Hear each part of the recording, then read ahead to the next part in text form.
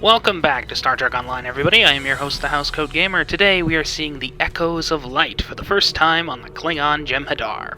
Roll the intro, please. The Lukari have launched a new starship designed for deep space exploration. While the ship is primitive, it shows great courage on their part.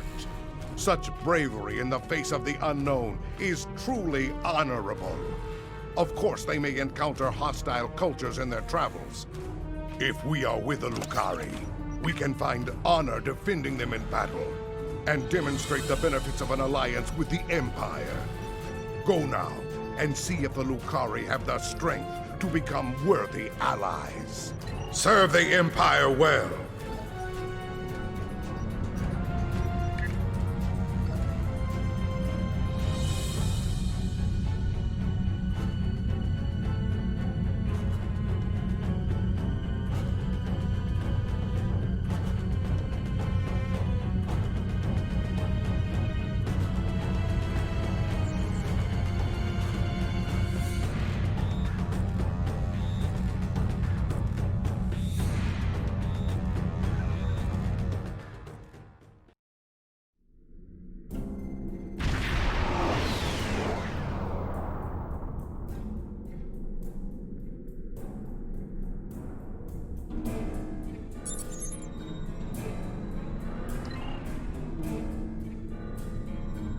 My dear friend Kamarka, just think about how much I can help.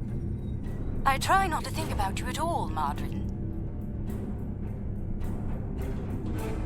If not me, consider my wealth of useful contacts.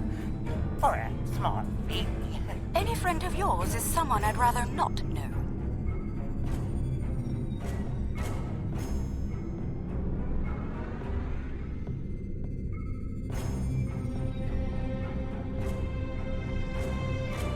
What? You?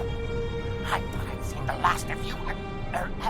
That is to say, we meet again? Oh, come now. I'm sure we can reach an agreement that is to everyone's liking.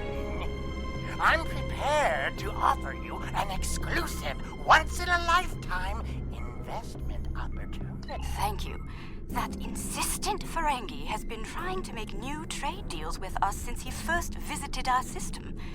Oh, everything he tries to sell is either broken or worthless. Thank you. It's good to see you again, and under much better circumstances. You'll be happy to know that our star remains stable. We've not seen any Tholian ships since the incident, thankfully. The decision to explore was somewhat controversial, however. Many Lukari were resistant to the notion. We settled this moon long ago, after we were forced to leave our dying homeworld of Kentar. It was a difficult journey for us. Once we found our new home, no one was very excited about space travel. Still, the exploration initiative passed. Considering my experience, my people have chosen me to command the LSS Concordium. It was an honor I proudly accepted. Our ship is ready to go, and you are. For our maiden voyage, I've chosen a star that is close enough to be within reach, but still just outside the area of space that you've explored, and obviously one that we haven't visited yet. According to your star charts, it's a yellow-white star called 20 Draconis. This isn't over. Believe me, the next deal we make will be on my terms.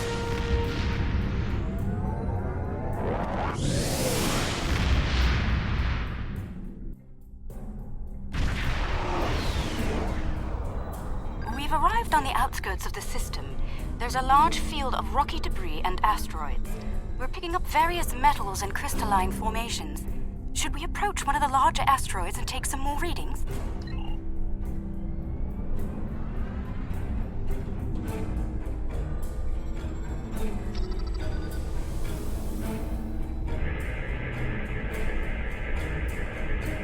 Readings coming in now.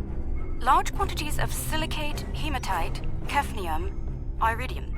Crystalline structures appear to be the result of deposits created under a heavy impact. Perhaps this asteroid was part of a larger one that broke up in a collision. Heading deeper into the field may yield more clues.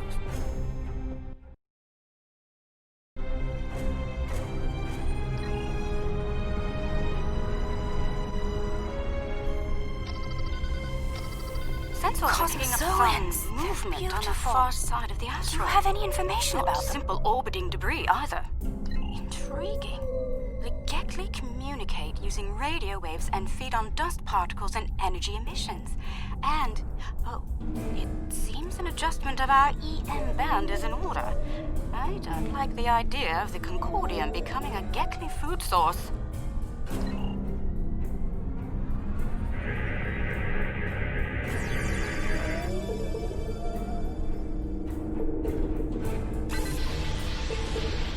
We've adjusted our power systems. I'd like to gather more data on the Gekli before we move on. Any suggestions? An excellent idea. We'll be able to track their movements and learn more about their migratory patterns and feeding habits. We'll need to get close in order to attach the tags safely.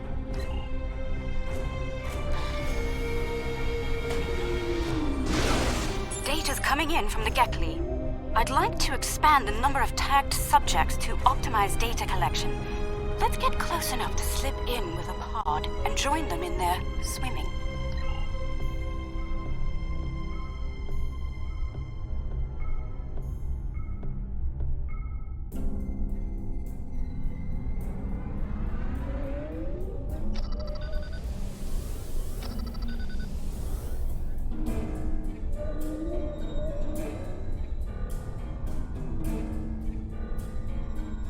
We're getting close-up readings from all of the creatures.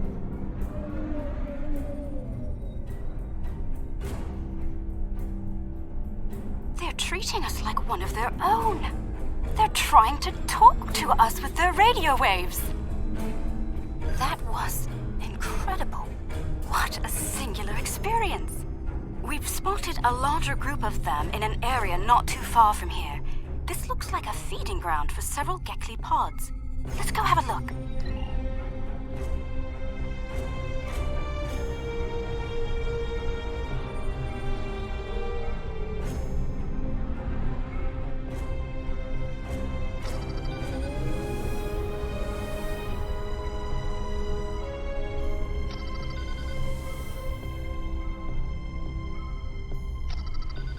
There are signs that several Gekli pods frequent this area.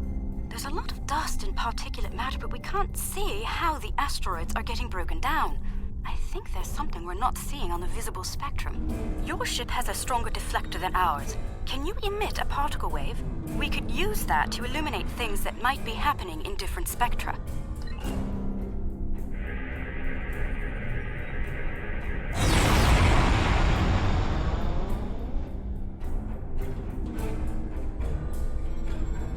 Kind of subspace shearing here. It's causing cosmic strings to snap off and break up the asteroids.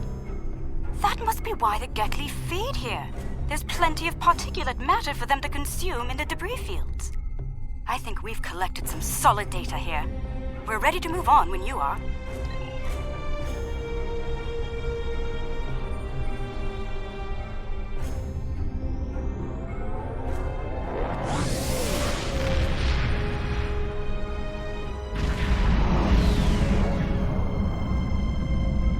Sensors are reading a swarm of comets passing by this stellar body. They look to have an orbital period of about 173 of your standard years. I'd like to know if they came from outside of the system and were caught in its gravity, or if they originated here. Shall we take some scans? This comet is mostly ice and dust. There are indications that the cometary matter formed around a magnetic core. The other comets may be more interesting. Let's move to the other comets and study them closely.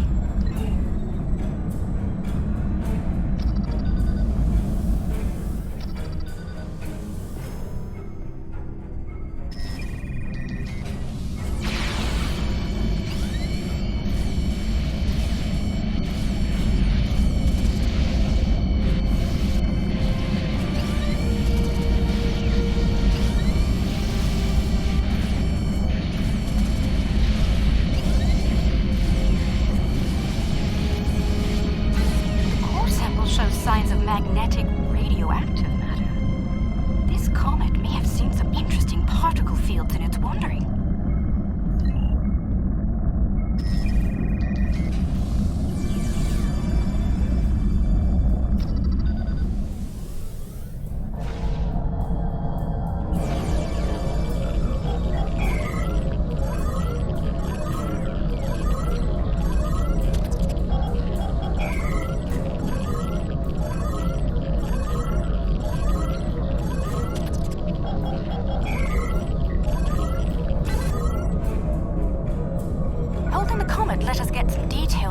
about its emissions. Based on the structure of its silicate crystals, it's been in a pattern. It picks up energy from its trip near the star, then loses that energy as it loops past the planets.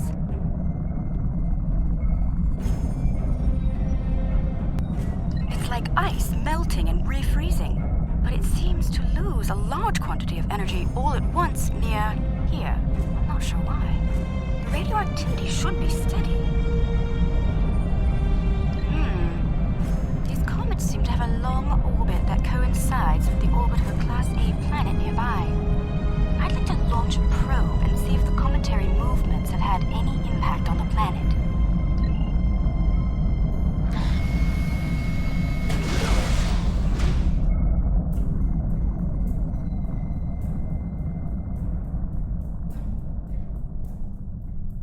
Probe data received. The planet is radiating a considerable amount of heat for its size. Nothing our shields can't handle, but I don't see any expeditions to its surface happening anytime soon. The planet is geothermal in nature. Its surface is partially molten, picking up several large, moving sources of energy. Sensors indicate they're a life form of some kind. A cosmozoan, but not the Gekli. I'd like to study them if we can.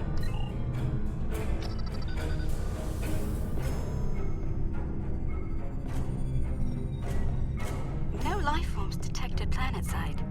Then again, it is rather warm down there.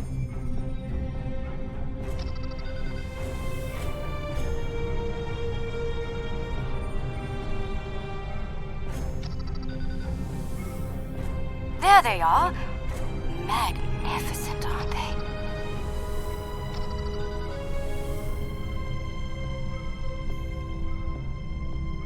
The creatures are luminescent ovoids? Not sure how to describe them. They remind me of an aquatic life form native to Lucari Prime. There are little ones huddling close to the planet's atmosphere. They must use the heat and the planet's electrical discharges to survive. Interesting. These life forms were encountered by the USS Enterprise D on Deneb 4, someplace called Farpoint Station. They haven't been seen anywhere else since. We shouldn't harm them or their young. Let's transmit a greeting, then be on our way.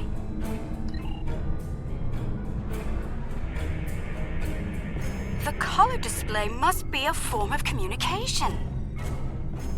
I didn't realize that life forms could exist in this fashion, living off the heat of planets, feeding on the particles in space, absorbing radiation from the cosmos. There's so much to see. Let's head to the next planet in the system and see what's there.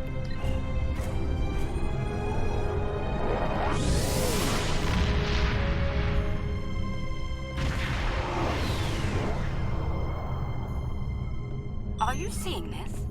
My sensors indicate this planet is completely devoid of any organic material, and yet it has a breathable atmosphere and lies well within the system's habitable zone.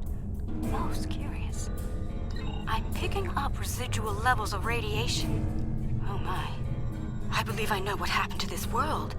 Some kind of proto-matter wave happened here. Not if you know how to resolve the chaotic turbulence with a tarfine reduction. This was a recent event. Some kind of proto-matter incident happened, and it wiped out all life on the planet.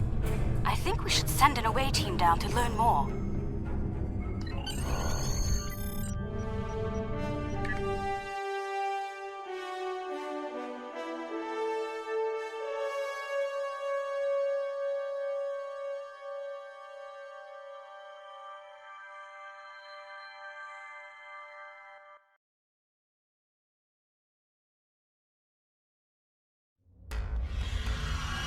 Oh, not sure I'll ever get used to transporters.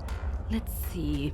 Initial scans suggest this area used to be inhabited, but I can't find a single trace of organic matter. None. I see some carvings on those canyon walls. Let's take a look.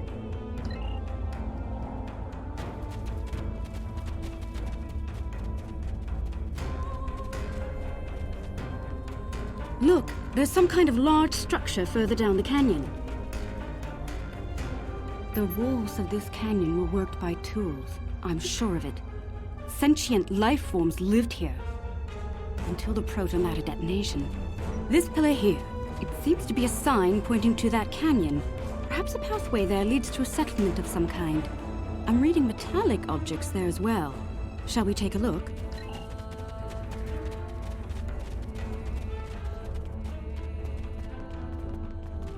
Look at the size of that plaza.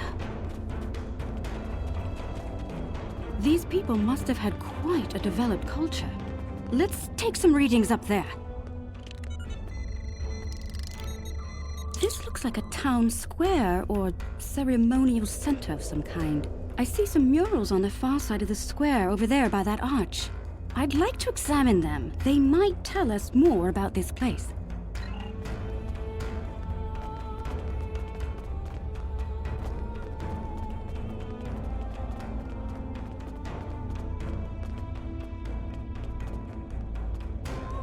These murals depict people bringing some objects to this place.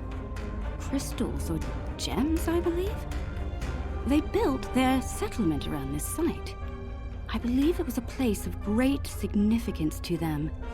The next mural may hold more clues for us. Let's have a look.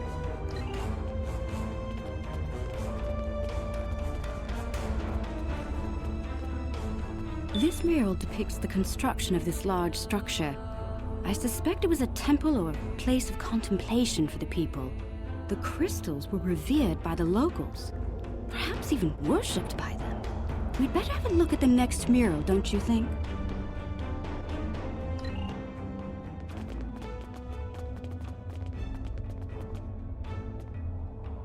The crystals depicted in this mural appear to be growing for some reason. I wonder if this is a symbolic or literal representation of events. Perhaps the structure needed to be modified to hold the volume of crystals they collected over the years. Quite the enigma we found here. I suspect there's more to be found inside. Getting there will be a challenge, however. According to my scans, these pillars are connected to some kind of massive mechanical structure. Probably the peak of technology for these people. I believe it's some kind of opening mechanism for the structure's door. We could probably force it open, but that could damage the structure, and too much force could even collapse it entirely. I suggest we create a holographic forensic reconstruction. Yes, it would be based on analysis of things like footprints, wear patterns, and local construction. We can learn what people did here, how they went about their lives, and how they made the device work. We'd be watching a replay of history, roughly speaking. Let's start by gathering information from relics and leftover traces of the people who once lived here.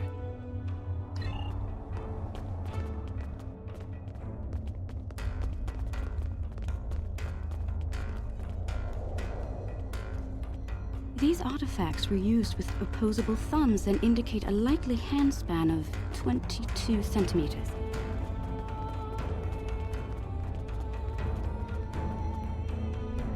The wear patterns here show us that people leaned against here frequently. This was a meeting and gathering area.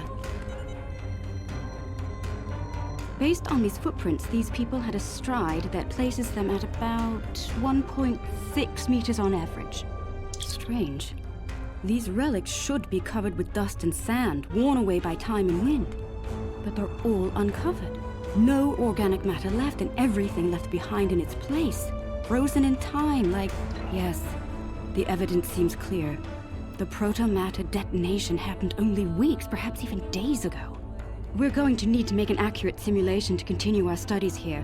I suggest using modified pattern enhancers to do this.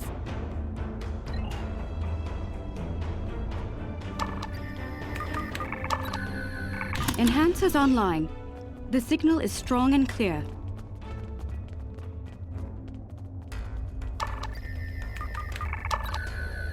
Two down, two to go.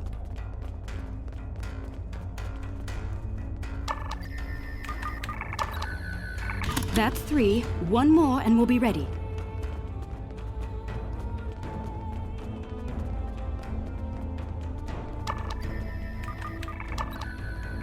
That's the last one. All enhancers online and standing by. All right. The enhancers should give us a pretty good image range.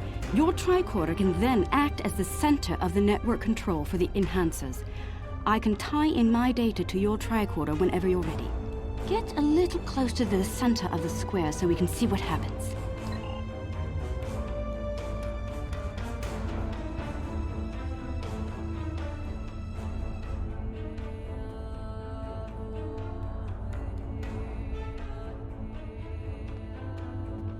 Note that the alien is using the pillars in a specific order.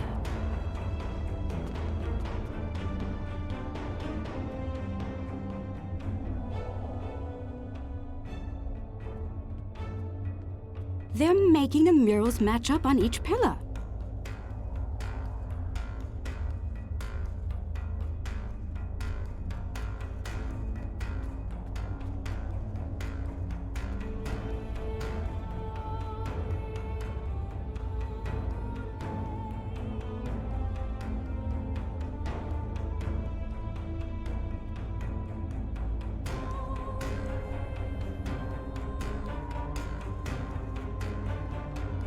Looks like some kind of functionary, priest or bureaucrat, I think, would unlock the door by turning the murals on the pillars. The top mural on each pillar seems to be locked in place for reference. We should follow the order they used on the pillar murals. If we can turn them correctly, I believe we'll unlock the door.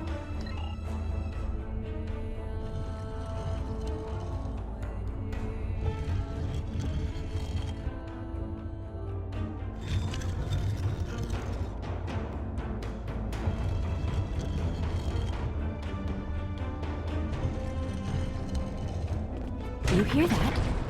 That's the first pillar set in place.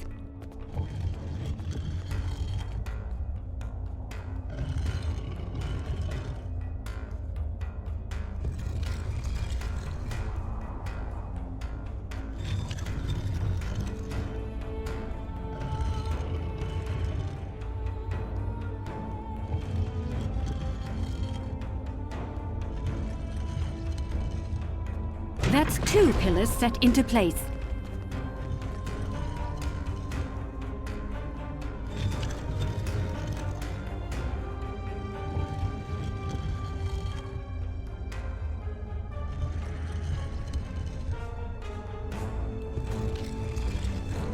Three pillars are locked in now.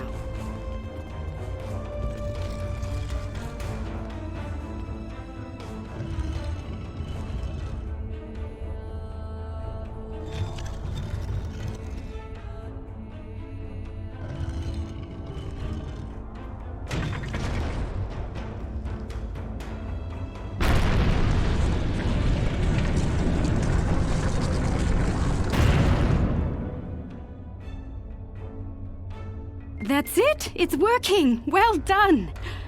Shall we see what secrets this building holds? I think I see another mural inside the doorway. We should take a look at it.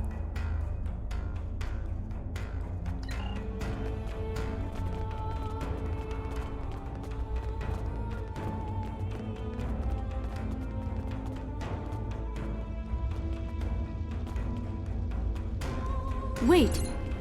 That icon! That's the symbol of Starfleet. How could it be here, in a Bronze Age temple far from the Federation? This is getting stranger by the minute. We should search the temple for more murals.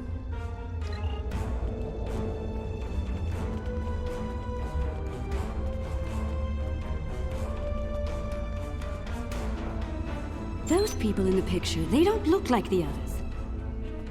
Is it possible that Starfleet contacted these people in the 23rd century?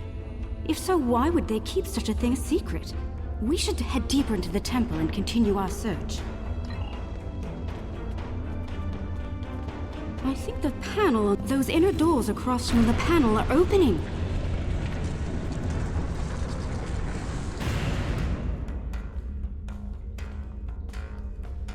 What is all of this?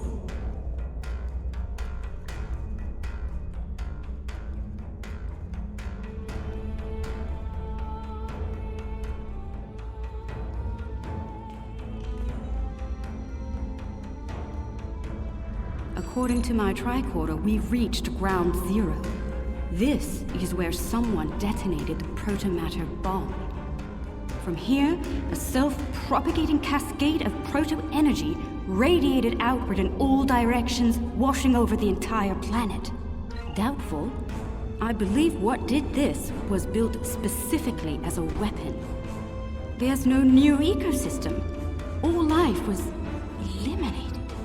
I'm picking up a residual energy signature here. Take a look. 16-centimeter wavelength with a slight kaon leak. I've seen this before. It's a byproduct of Zenkethi technology.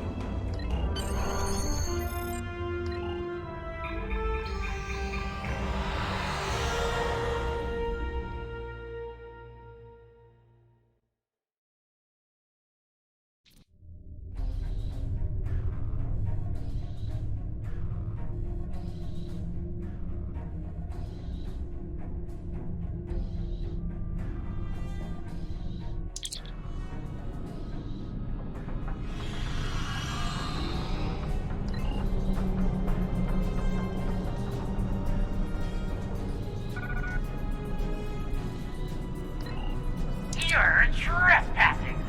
I'm claiming this station as salvage, along with everything in it. A little piece of history like this will be quite the vacation site. Experience life on the final frontier at Modron's K-13. But I digress. Unless you're here to discuss leasing opportunities, I suggest you beam off my station. Careful. This old beauty needs some serious repairs. It'd be a shame if something happened to you, or the active stasis pods my men found on board. Fair warning, my Gnostic gods aren't very fond of it. I'd be happy to help you. Consider their living contents of emotional bonus.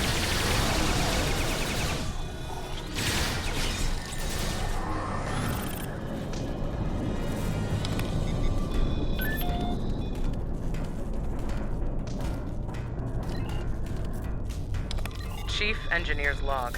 Supplemental. By my account, we've been hurled back in time to the 16th century. To make matters worse, we're a very long way from the Deneva system. None of our shuttles are warp-capable, and even if we could get to Earth, we'd be in the wrong time. In short, we're stuck. There's nothing to do now but wait and try to conjure up a way to get back to the right time. The fines for trespassing are quite severe. Chief Engineer's Log, March 18th, 1570. Had a discussion this morning with security about our Klingon prisoners at Brig.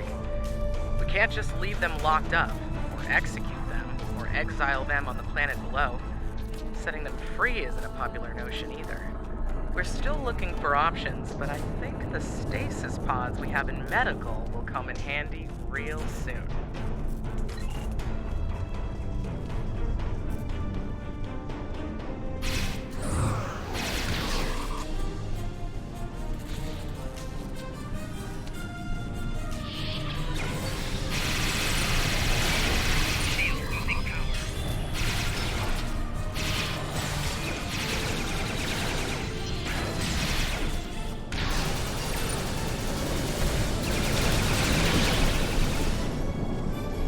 Chief Engineer's Log, August 6th, 1570. The Warp Booster Sled project is officially a bust. When we tried to spin up the coils, we couldn't get a stable warp field. Yashvi and Arlington managed to shut it down and stop a breach, but the shuttle's impulse drive is shot. I hate giving up, but we just don't have the parts we need to make it work.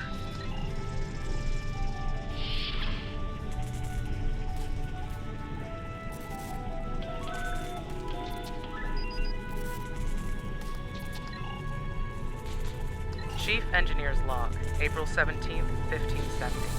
Today we visited the planet we're calling Draconis 3 to collect supplies. The good news, there's a humanoid civilization down there. The bad news, a potential Prime Directive violation. Our landing party was seen beaming in by some of the locals. We're hoping that doesn't impact their culture in any way. One thing's for sure, they can't help us go home. Their tech level is Bronze Age at best.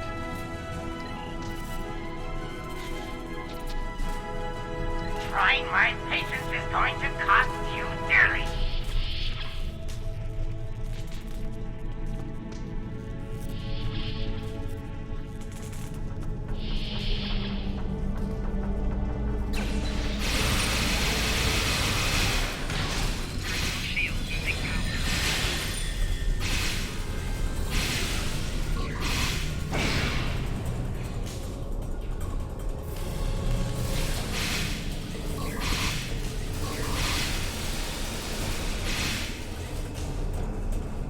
Chief Engineer's Log, July 9th, 1571.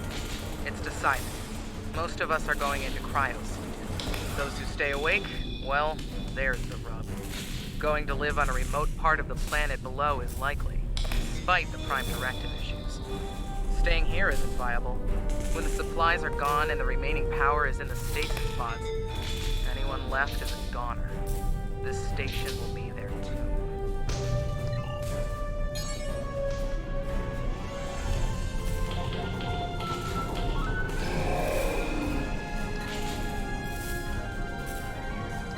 Chief Engineer's Log, July 26th, 1571. Most of us went into stasis this morning. There weren't enough pods for everyone. 3 of us had to stay awake. We drew lots. Savon, Sheridan, and I were the lucky winners. Since we're out of options, we've decided to go native and live out our lives under Conus 3. Hopefully, one day our records will be found, and the people of Station K-13.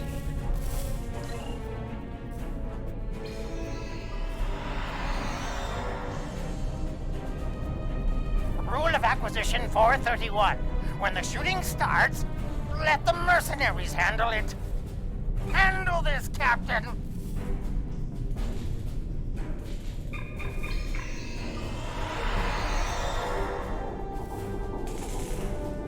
The crime is trespassing. Let's set them to death.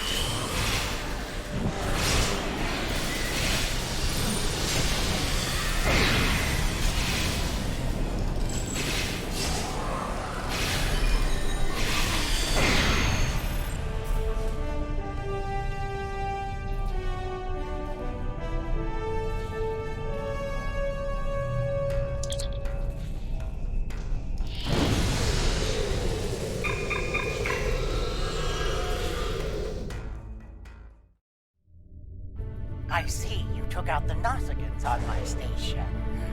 I'll just add their fees to your tab. I do hope you're good for it. Otherwise, I might have to take possession of that pretty ship of yours. Come to think of it, I'll be taking your ship anyway. Whether you're alive or not when I do is up to you.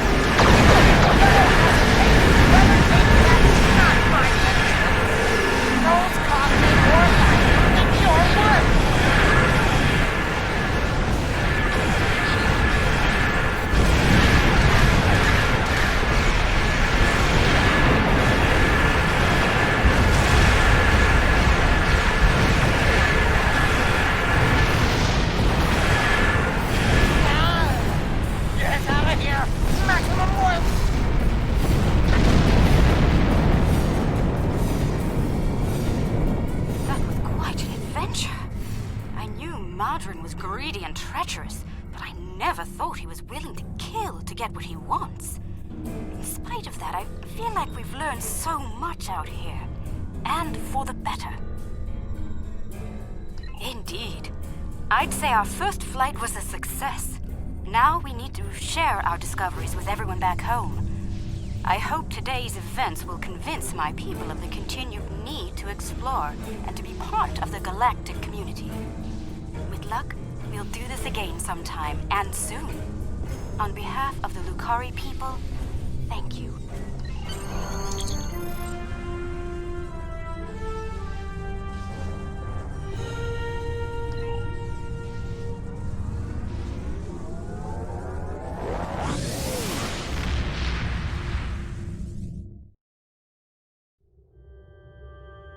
I am pleased to hear that the Lukari acquitted themselves well out there, in exploration and in battle.